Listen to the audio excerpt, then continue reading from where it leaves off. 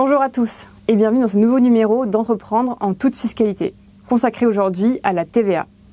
La TVA intéresse directement tout entrepreneur car les prestations qu'il réalise ou les produits qu'il vend devront peut-être entrer dans le champ d'application de cette TVA.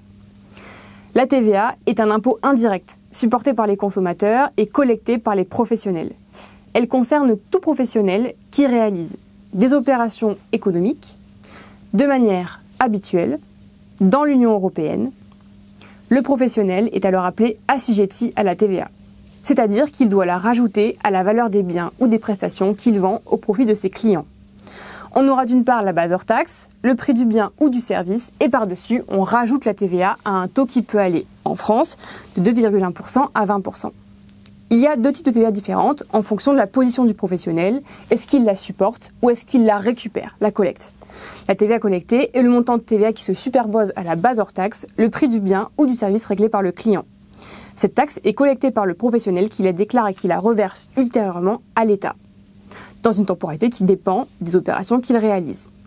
Il est important de faire le point avec son expert comptable sur ce mécanisme dès le démarrage de l'activité, car la TVA n'appartient pas à l'entrepreneur. Il ne doit pas compter sur ce montant, ni le dépenser. Le pan de la TVA collectée, c'est la TVA dite déductible. Lorsqu'un pro achète un produit ou un service dans le cadre de son activité, le prix global qu'il règle est lui aussi constitué d'une base hors taxe et de TVA. Cette TVA, il peut la récupérer, c'est-à-dire qu'il va la déduire de celle qu'il aura collectée par ailleurs dans le cadre de sa propre activité. Dans le cas où c'est un client non pro qui achète le produit ou le service, ce mécanisme de déduction n'est pas possible. La TVA déductible, elle est subie, perdue par le consommateur. Lorsque la TVA déductible est supérieure à la collectée pour le pro, on parle de crédit de TVA dont dispose l'entrepreneur ou la société. Ce crédit peut être remboursé ou reporté sur les futurs montants de TVA exigibles. Ça, c'était pour le principe. Il existe par ailleurs des cas de figure où la TVA ne s'applique tout simplement pas au prix pratiqué par le professionnel. On appelle cela la franchise.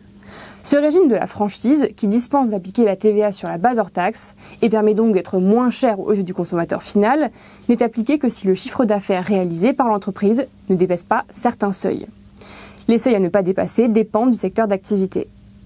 Dès lors que les seuils ne sont pas atteints, le professionnel peut facturer ses prestations ou ses ventes sans TVA, hors taxe. Il est donc matériellement 10% ou 20% moins cher que certains de ses concurrents qui, eux, dépasseraient les seuils.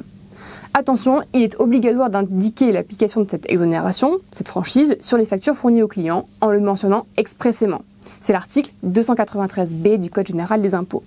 Le revers de la médaille, c'est que le professionnel en franchise ne peut pas déduire la TVA qu'il paye lui-même dans le cadre de son activité.